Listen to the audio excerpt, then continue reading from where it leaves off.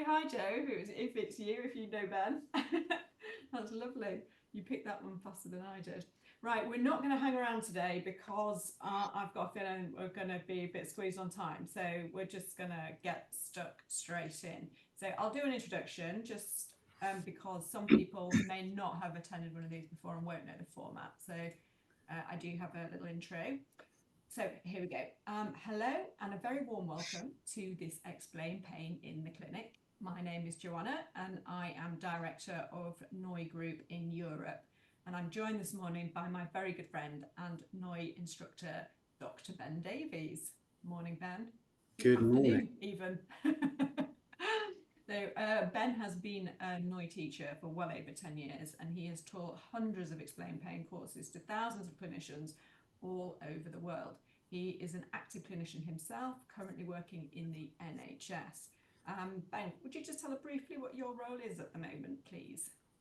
I will. Afternoon, everybody. Welcome to this seminar. I work in Bath in the UK. I work at what I will continue to call the Royal National Hospital for Rheumatic Diseases, one of the first rheumatology hospitals from the 18th century in Bath, based at the Royal United Hospital, and I run a residential program for people with axial spondyloarthritis, so an inflammatory spinal condition. People come and stay with us for 2 weeks and get a lot of support for their rehabilitation and management. Fantastic, thank you. I'm always glad that you say that because I don't think I'd actually stand a chance of pronouncing it. Thank you. So these sessions are all about giving you a taste of Explain Pain and how to practically use it in the clinic. Now, some of you will have done an Explain Pain course already, and for those of you that have, these sessions are designed to refresh and reinforce what you've already learned and allow us to keep in touch with you. But if you are new to Explain Pain, these will give you a little taste of the things that are covered on the course, just a little sample to get you to see if you're interested in it. So Ben will be talking for about 20 minutes. If you have any questions, please put them in the Q&A or the chat. I will be monitoring those as the session progresses. Sometimes we get a lot of questions. We'll get to as many of them as possible. But if you want to watch the recording of this session, you can access it in our Clinical Discussion YouTube channel, and I will drop the link for that into the chat in just a minute. So today we are talking about the intricate relationship between sleep and pain. So Ben, can you start off by telling us what you're going to talk about today, please? I will do. I'm just noticing in the chat, Joe, I think your volume is quite quiet. I don't know whether whilst I start, are you able to increase your volume slightly? Whether it's just a minute. Yeah. Let's give that a try. The intricate relationship between sleep and pain. Everybody on this call will have had pain at some point, and maybe it's obvious to say that pain can disturb sleep. If your body's hurting somewhere, you know, the ability to go off to sleep, to stay asleep, to have a restful night's sleep is affected. But of course, that goes both ways. If you don't get a good night's sleep, if you are getting suboptimal sleep, if you're someone whose sleep cycle is disturbed, like a shift worker, first responder who's working shifts, nursing staff who are working night shifts, forget any pathology, you're more likely to report musculoskeletal pain, things like tendinopathies.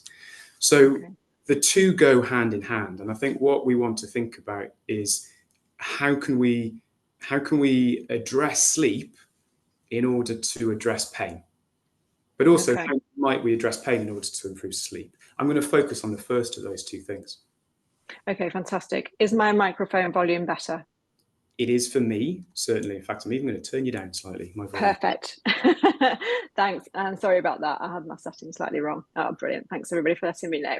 Okie dokie. So, Ben, would you want to kick off? I know that you've got a couple of questions lined up. So there are two things I'd like people to think about through this. Two threads. One thread, if you like, is habit. And the other thread is vulnerability. Because maybe it's something that we don't always think about, but when you are asleep, you are fully vulnerable. Your body is completely paralyzed. You have no muscle activity. You're completely unaware of your surroundings. So if you are not able to be completely vulnerable, if you feel, and when I say feel, I mean at a subconscious level, if there is a need for protection, if there's a need for alertness, if there's a need for sort of being mindful of your surroundings, there's stuff in life, if you cannot be completely vulnerable, then likely sleep is going to be impacted. So there's two threads. They're not separate, they're linked, but I'd like people on this call to just think about those things as we chat. Joe, you've got two not so young daughters now, but when your kids were young, when your daughters were young, what did you as a family do? How did you put your girls to bed when they were young? Well, we had a very consistent routine. It was, I had something to eat, and then they would have a chill out, maybe watch a little bit of television afterwards. Then it was bath, and then it was snuggly pajamas, and then it was story. Every single night I read them a story without fail. We would have 10, 15, 20 minutes on a story, and they'd be so sleepy, they'd just go straight to sleep, and we never had any problems getting them off, unless they were poorly. That would be different. And I think that story, that sort of, way of putting kids to bed is really common, isn't it? Around the world, all parents will do something similar. Joe, you're a grown adult now with lots of responsibilities. How do you put yourself to bed now? Well, I know what I should do, but I don't always do it. So I know that I should be off screens an hour before bed, but very often I'm not. And I'm not as consistent with my own bedtime routine as I was for all those years with the girls. So I am often on screens. I'll watch television almost most nights until half an hour before I go to bed. I may be on screens. Can I ask, what do you choose to watch? 10 Netflix series. Yeah. Sometimes do you choose a Netflix series that's really like calming and relaxing? No. Do you choose just whatever, but you're often going, Bridgerton. Well, that's it. Yeah, you often go into bed with sort of, that could be action, or it could be romance, or it could be whatever, but you're going to bed with emotions, aren't you? Because they're designed to create those emotions in you, those Netflix series. And then you work for a worldwide organization, you've got colleagues in Europe, your colleagues in America, colleagues in Australia. Yeah. How many, odd working time meetings do you end up having? Often. So I've got both ends of the day. So often I may have a 7 a.m. meeting. So I'm going to sleep knowing that I've got that straight away in the morning. But I'm also maybe have a 7 p.m. or even an 8 p.m., which I hate doing those meetings because my brain is just like switched on. But yeah, sometimes I do have to work in the evenings.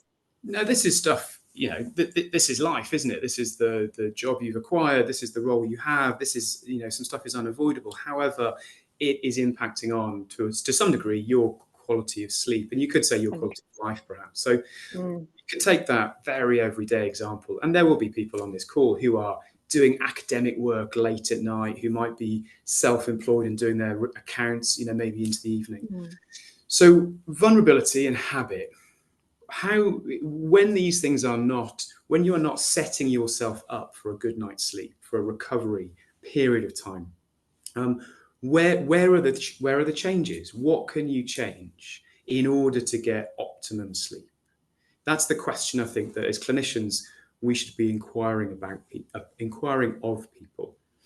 And one of the first parts, I know one of the colleagues on the call sort of sent you some questions, and if you like the end point of the question is top 3 tips for sleep improvement, and this is where habit comes in. Understanding a person with pain, what's their sort of 24-hour pattern? We ask that question because of things like inflammation, 24-hour patterns of symptoms might give us an insight into inflammatory conditions. But what time do you get up? Do you nap in the day? What time do you go to bed? How quickly do you go to sleep? How consistently do you stay asleep?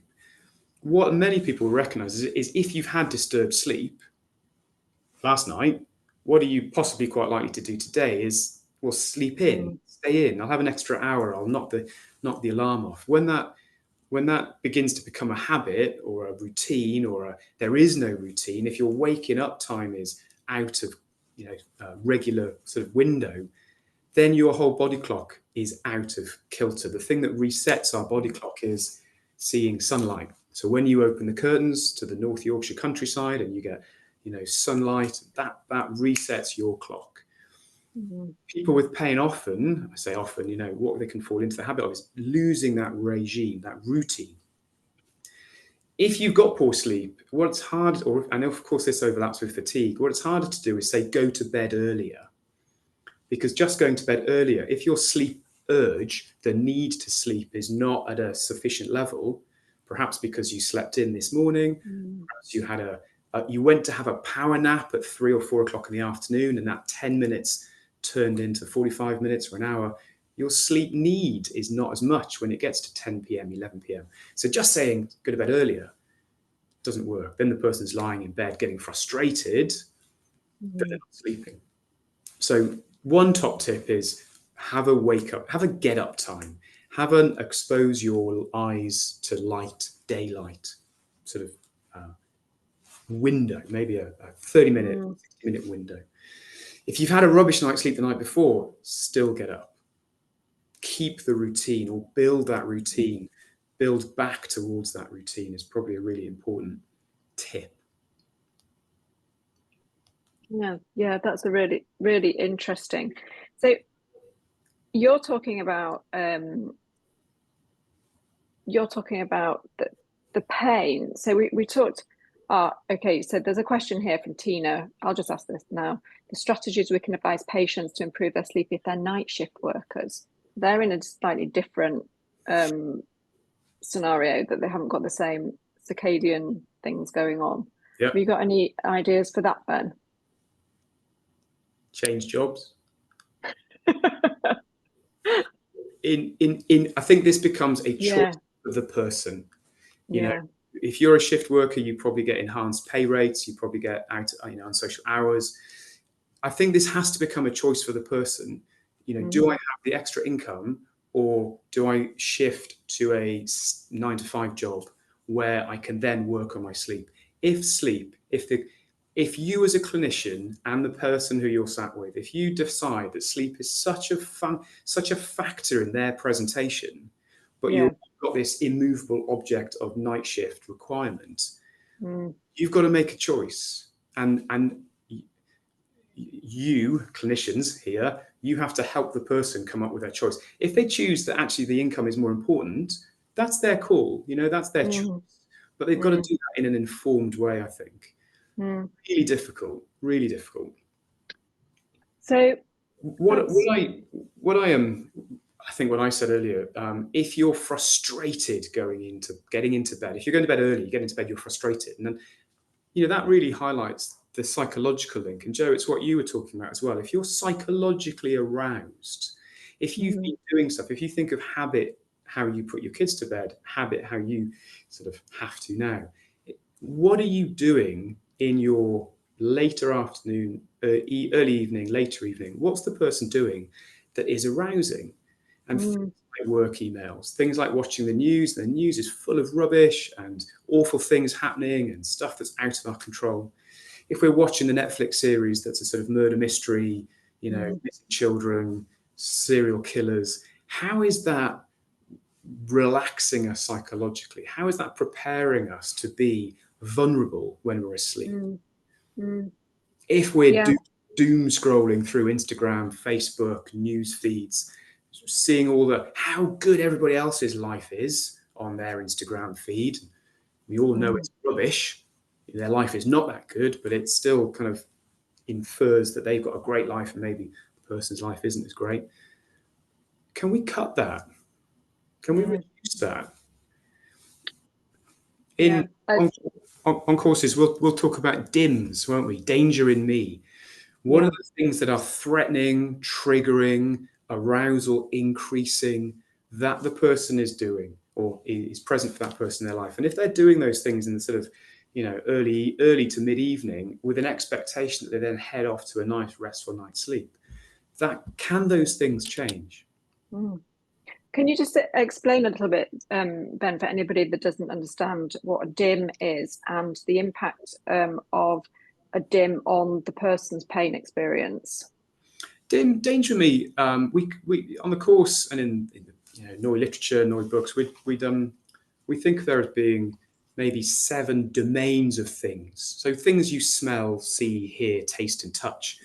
Things you think, people you're with, things you're doing with your body, places you've been. There will be people in everybody's lives who put you on edge. You know, the people you maybe have to be around in work scenarios, but they're the people who just, you know, wind you up. There are things that you'll hear on the news that for whatever reason are triggering. And I mean that in like it builds your frustration, whether that's politics or finance or world events. Things that make you more on edge will bring your guard dog up.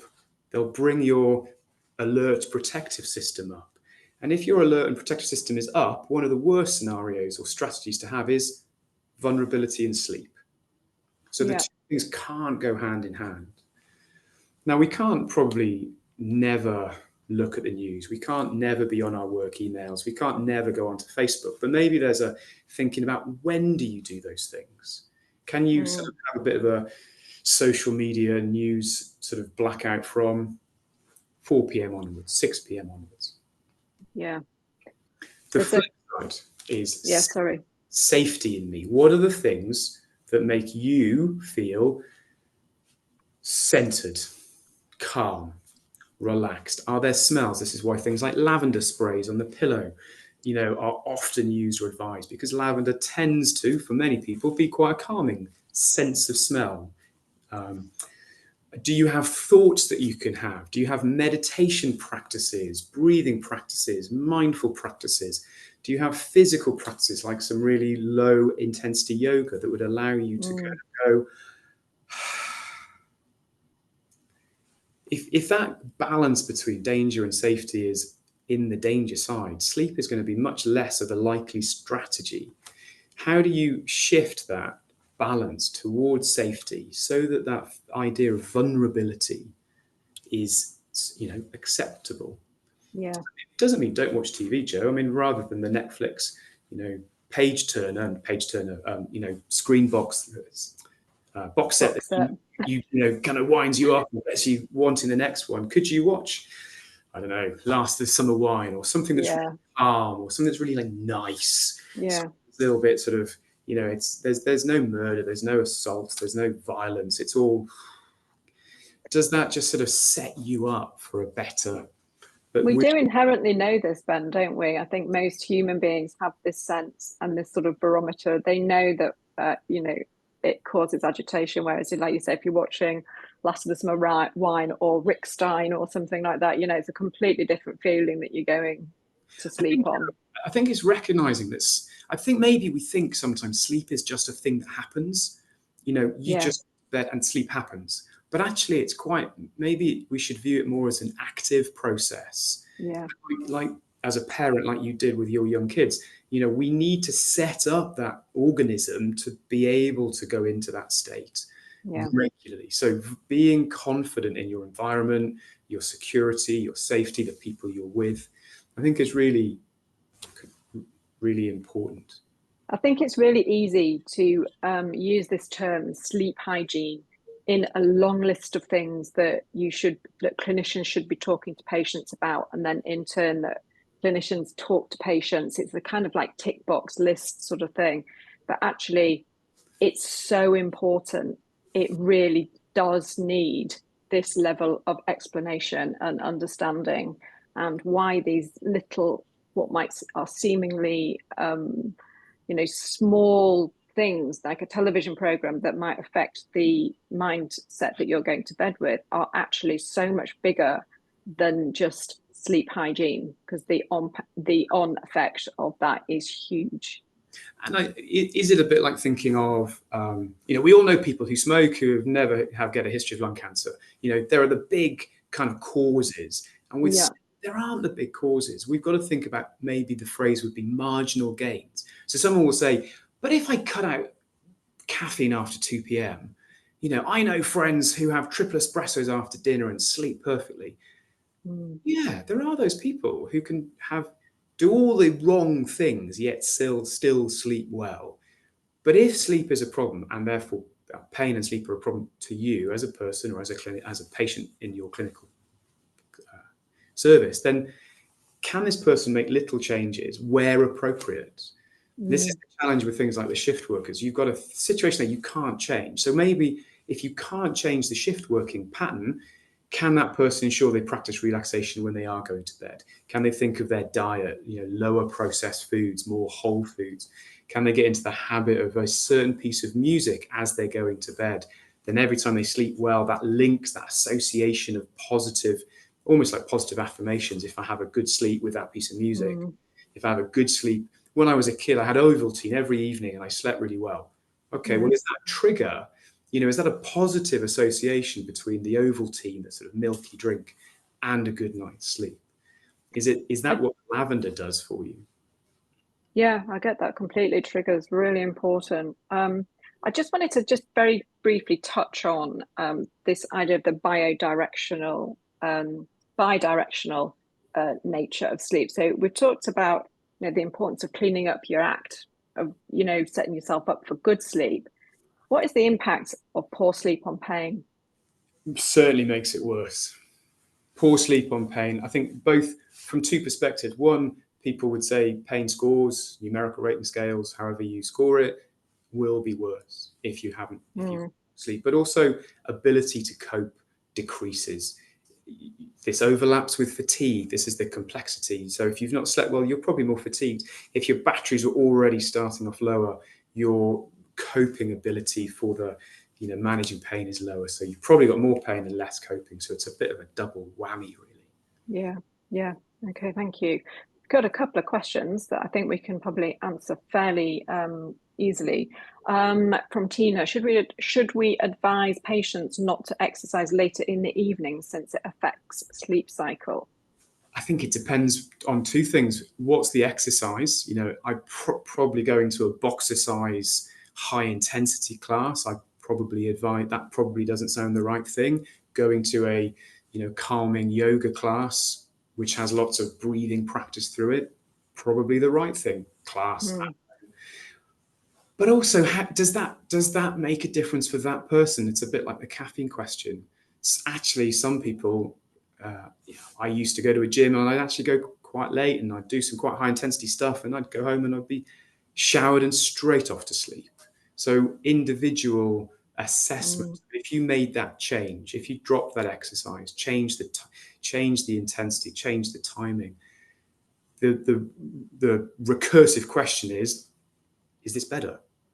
Has this improved your sleep quality, the impact of your sleep quality? So I would probably say don't intensively exercise. However, explore it with a person.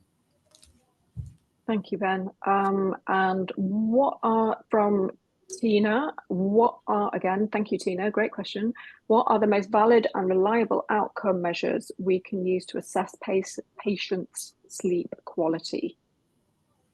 That's a really good question. I'm not sure I have the answer to the tip of my tongue. Epworth sleep scale comes to mind.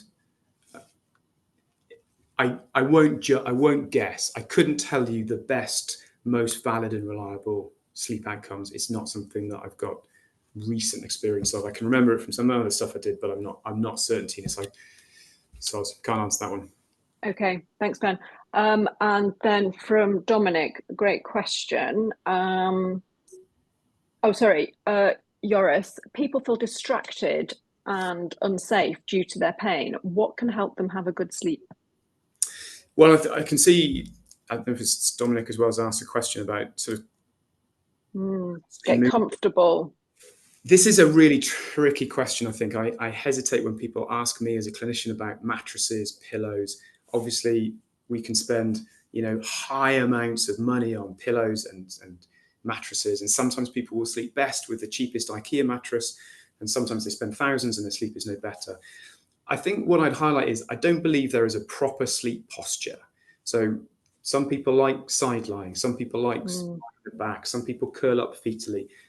I think sleep however you sleep best and be explorative with different types of pillows, different thicknesses.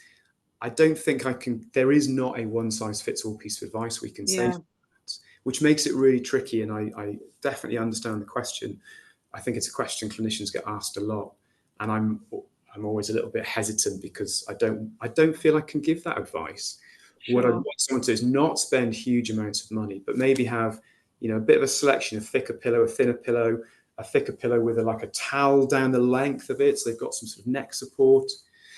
Also, though, thinking about sleeping with a partner, having 2 separate single duvets. The person in pain may want more warmth or less warmth. Their partner may be different. 2 single duvets allows you to perhaps have some of that, variability, where you don't have to have the same duvet. You don't even have to have the same mattress. Double beds with 2 single mattresses that different support. So communication with a partner, someone you share your bed with, is probably also potentially really important. Yeah, giving permission to somebody to suggest that perhaps to a partner also important. It has to be an open conversation with a bedfellow. Yeah. I mean, we're probably running out of time. We haven't even touched on intimacy. If we're thinking about stuff that is, we talked about arousal earlier, but not in terms of sexual arousal, but sex and intimacy are particularly good provokers of a good night or a better sleep.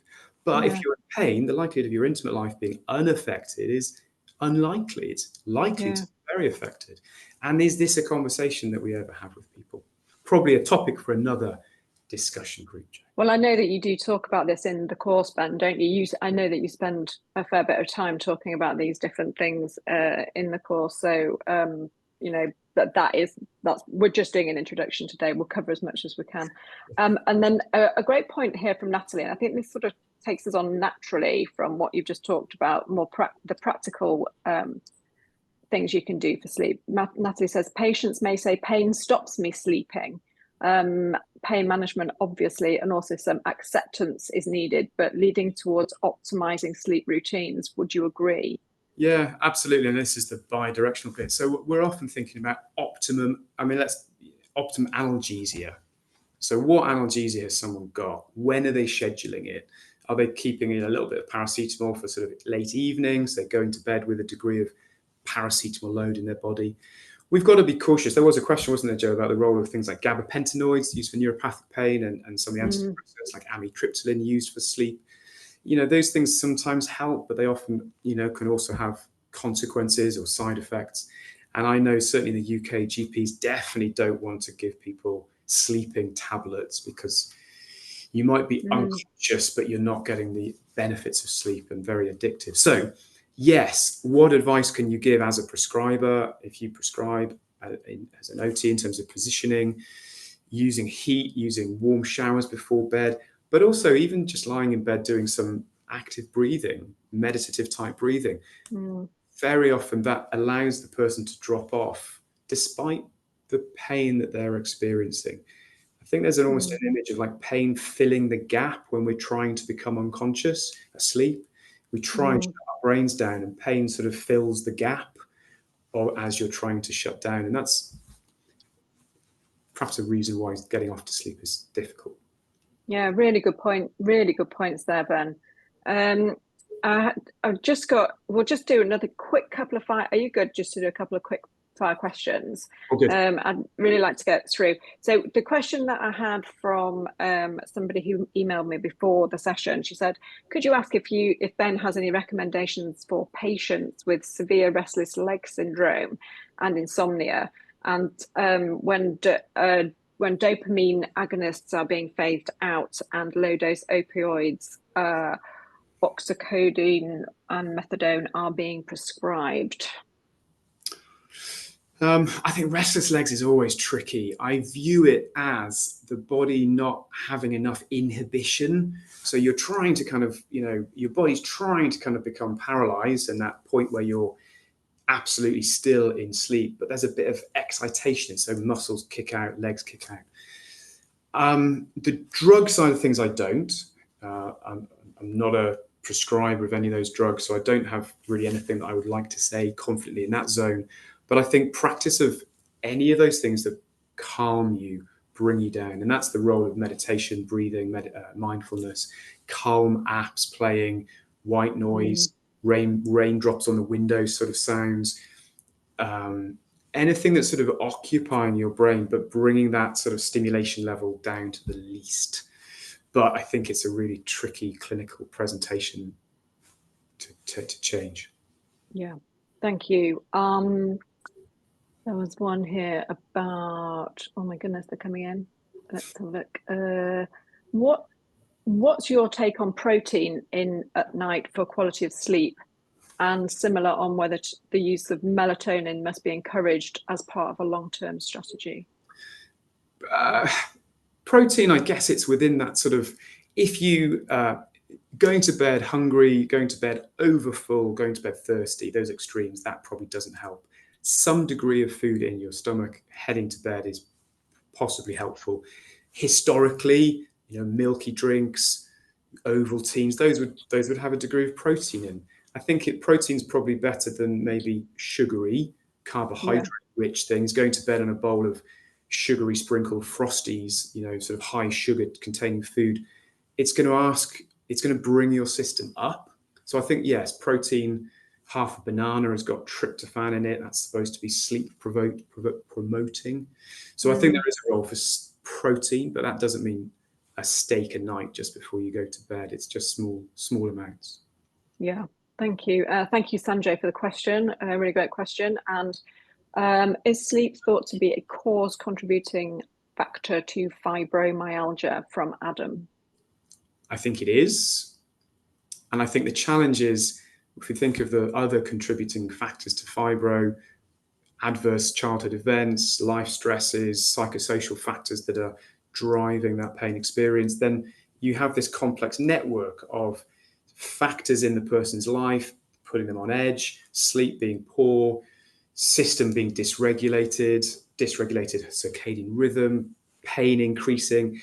And the risk, of course, is those things spiral, as I'm sure every clinician on this call has seen, that those situations can spiral and add to each other.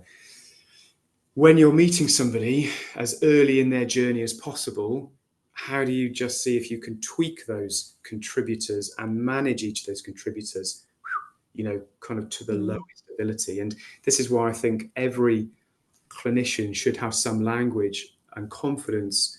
You used the phrase sleep hygiene earlier, Joe, in sleep hygiene. And that doesn't mean everybody needs everything, but being able to kind of pull out of that sleep hygiene toolbox and say, well, what about protein before bed a little bit? What about switching off your phone at 6 p.m.? What about making sure you get up regularly? Maybe some cumulative, they add together so that the person's spiral doesn't keep going and they can overall manage their sleep and their pain better. Lastly, and their quality of life better. Yeah, wow. I tell you what, you've really made me think today. Oh, so good. But I'm just going to take one last question from the chat, and then we're going to just summarize.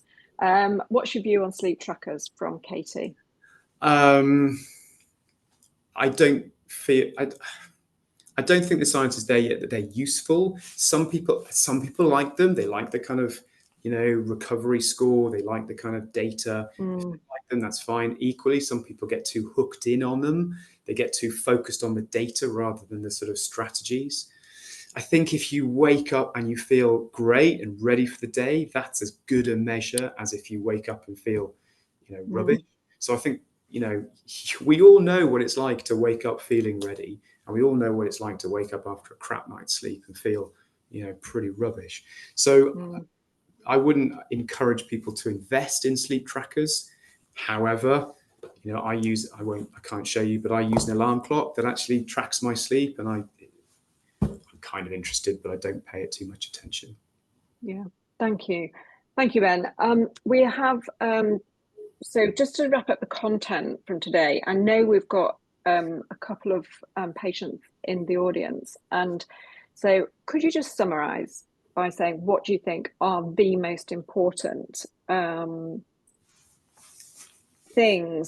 strategies that people should be looking at when they're wanting to improve their sleep?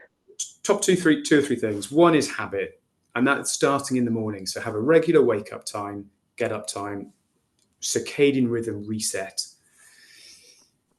Ideally, don't nap in the day, or if you do nap in the day, have set every alarm clock you've got so it's a 15-minute power nap. It doesn't become too long. Second thing is arousal minimization or calming maximization.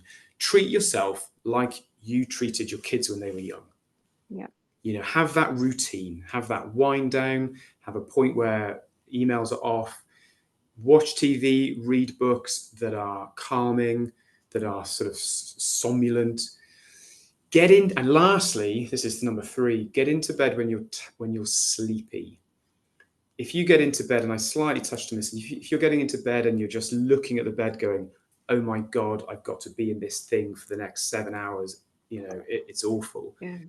Then the association with that place becomes unpleasant. Go to bed when sleepy. Ideally, get into bed, go to sleep fairly quickly. If you're not sleepy, just potter, just do mindless stuff. Wait till your eyes are dropping, then get into bed. Bed should be for sleep and sex. That's all you do in bed. You know, so if you're not sleeping, after a period of time, get out of bed. Sleep and sex are the only things you do in bed. Absolutely brilliant. Thank you, Ben.